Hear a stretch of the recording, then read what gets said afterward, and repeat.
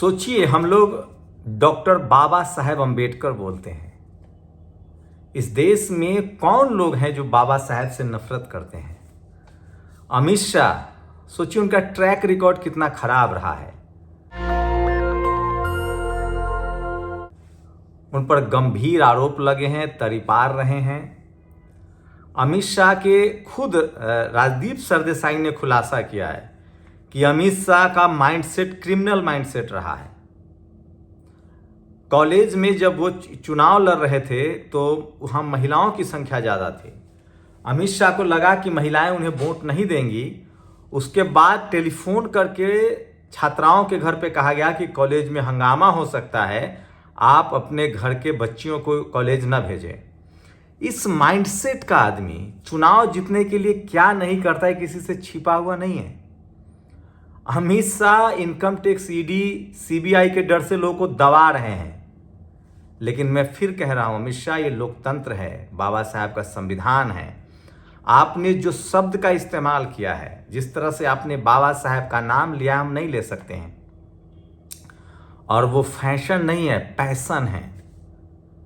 आपको मिला होगा भगवान की वजह से, आपके पुरखों को मिला होगा भगवान की वजह से नाम, यश। आप जाइए स्वर्ग, छोड़ दीजिए गृह मंत्री का पद। हमें जो भी मिला है वो बाबा साहब के संविधान से मिला है। आज जो आप गृह मंत्री बन के बैठे हैं ना, आप जाइए और लीजिए अपने ईश्वर का नाम, रटते रहिए। आप चपरासी नहीं बन पाएंगे। आपकी श्रद्धा है, आप अपने बच्चों को भेजिए, आप दीजिए इस्तीफा, आप जाइए 7 जन्म का स्वर्ग लीजिए। लेकिन आपको बाबा साहेब के अपमान करने का अधिकार नहीं है। वो बाबा साहेब जो आधुनिक भारत के निर्माता हैं, वो बाबा साहेब जो सिंबल ऑफ नॉलेज हैं, वो बाबा साहेब जो इक्वालिटी फ्रेटर्निटी के घोतक हैं, वो बाबा साहेब जिन्होंने सम्राट अशोक, चंद्रगुप्त मौर्य, जिन्होंने कबीर, रविदास महाराज, इन तमाम महापुरुषों को, जिन्होंने अपने फूले साहब को अपना गुरु माना है। बाबा साहेब का अपमान इस देश के उन तमाम शोषित वंचितों का अपमान है, महिलाओं का अपमान है। अमित शाह जी, आपको मिल जाएगा स्वर्ग, लेकिन इस देश की महिलाओं को जो आज संवैधानिक अधिकार मिला है, वो संविधान से मिला है। इस देश के 90% SC, ST, OBC, मूल निवासी किसानों को जो अधिकार मिला है, वो संविधान से मिला है।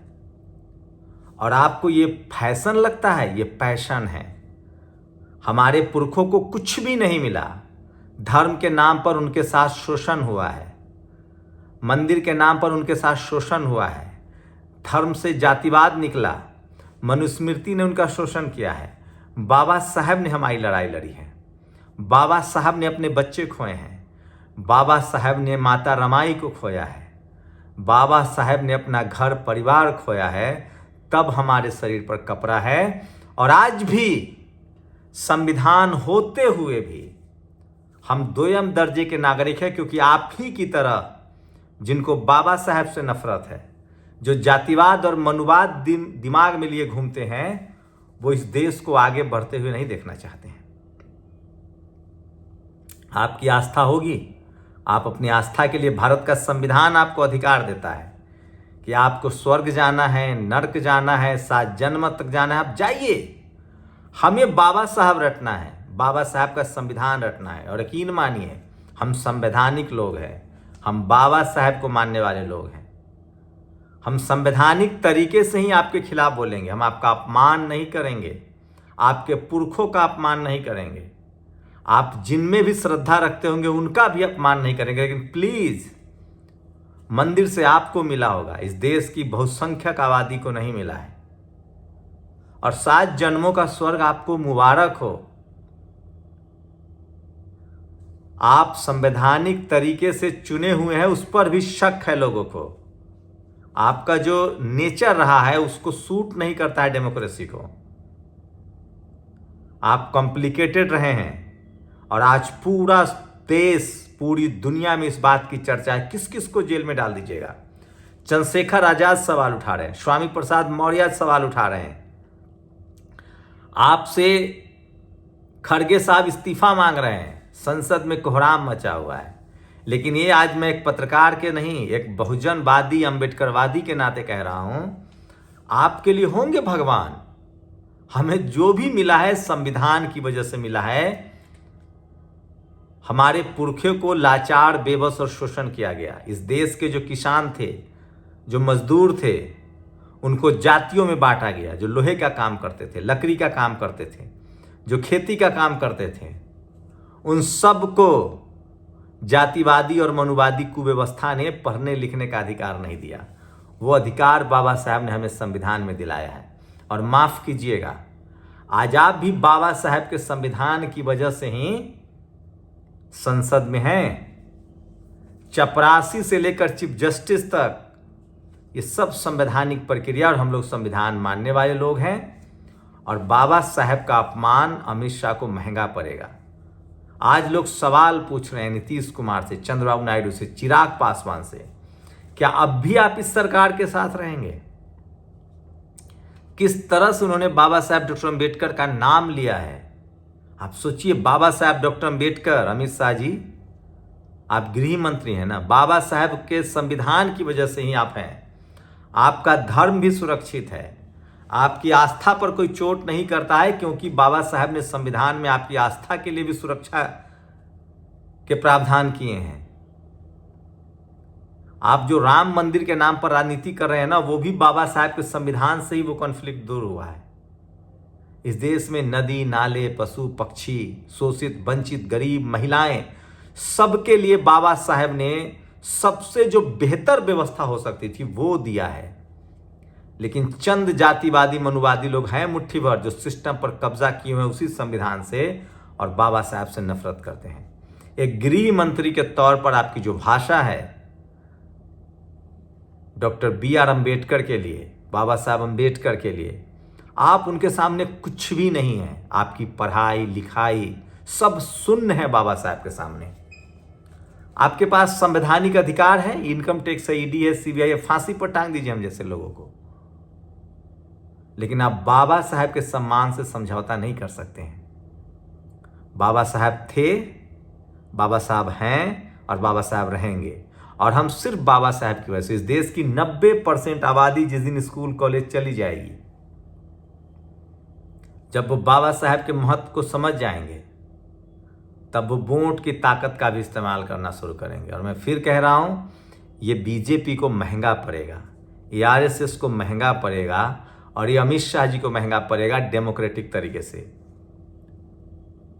आप माफी मांग लीजिए संवैधानिक तरीके से, और बाबा साहब के अनुयायी, बाबा साहब को मानने वाले संवैधानिक तरीके से आप पर सवाल पूछ रहे हैं। हमें कांग्रेस बीजेपी से कुछ लेना देना नहीं है।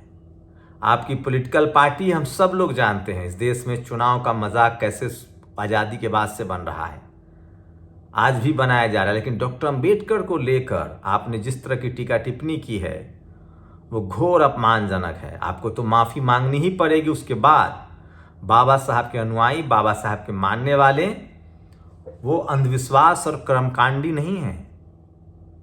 वो कबीर को मानने वाले लोग हैं, जिनको बाबा साहब ने गुरु माना है। वो संत शिरोमणि रविदास को मानने वाले लोग हैं। वो फूले साहब को मानने वाले लोग हैं। वो तथागत बुद्ध को मानने वाले लोग हैं, जिन्होंने बहुत पहले कह दिया था, 2500 साल पहले, कि धरती पर कोई ईश्वर नहीं है। आपकी जिंदगी, आपका कर्म ही आपको उचित राह पर ले जाएगा। हम लोग गुरु नानक साहब के मानने वाले हैं, जो नो रेस नो कास्ट कहते हैं। हम लोग तथ्यों पर चलने वाले लोग हैं। बाबा साहब ने इस देश के सांस्कृतिक विरासत को फिर से जिंदा किया है। सम्राट अशोक, आप उनसे बड़े राजा नहीं हो जाएंगे। चंद्रगुप्त मौर्य, सम्राट अशोक, घनानंद, भारत की विरासत को उन्होंने जिंदा किया है। आप जो धर्म के नाम पर, हिंदू मुस्लिम के नाम पर वोट ले रहे हैं, इसीलिए क्योंकि जैसे जैसे अम्बेडकरवादी सचेत हो जाएंगे, अरे वो तो कांग्रेस का पाप था 60 साल का, जिस वजह से लोगों ने आपको चुना। लेकिन आपने जिस तरह की भाषा बोली है, वो वोट के लिहाज से भी बाबा साहेब इस देश के असंख्य लोगों के लिए भगवान से बढ़कर हैं। होंगे आपके भगवान, देते होंगे आपको स्वर्ग, धन, संपत्ति, मान, सम्मान। हम लोगों को जो भी मिला है, इस देश की बहुसंख्यक आबादी को, महिलाओं को, किसानों को, मजदूरों को, SC ST OBC को, शोषितों को, वंचितों को जो भी मिला है वो सब बाबा साहेब की वजह से मिला है। और इसलिए आज पूरी दुनिया में और पूरे देश में टीवी अखबार भले न चलाएं, बहुजन समाज के जो लोग हैं वो आपसे सवाल पूछ रहे हैं और बाबा साहेब का अपमान आपको महंगा पड़ेगा। लोग संवैधानिक तरीके से इसका जवाब देंगे आपको। आप लोग अपनी राय जरूर दीजिए। क्या अमित शाह का ये स्लिप ऑफ टंग है या उनके दिमाग में है ये सब? मैं फिर कह रहा हूं, बाबा साहेब का विरोध संविधान का विरोध है। बाबा साहेब का विरोध मानवता का विरोध है। बाबा साहेब का विरोध महिलाओं का विरोध है। बाबा साहेब का विरोध इक्वालिटी, फ्रेटर्निटी, समानता का विरोध है। और बाबा साहेब फैशन नहीं, पैशन है, अधिकार हैं, कर्तव्य हैं, जागरूकता है, ह्यूमैनिटी है, इक्वालिटी है, फ्रेटर्निटी है, समानता है, मानवता के प्रतीक है। शुक्रिया।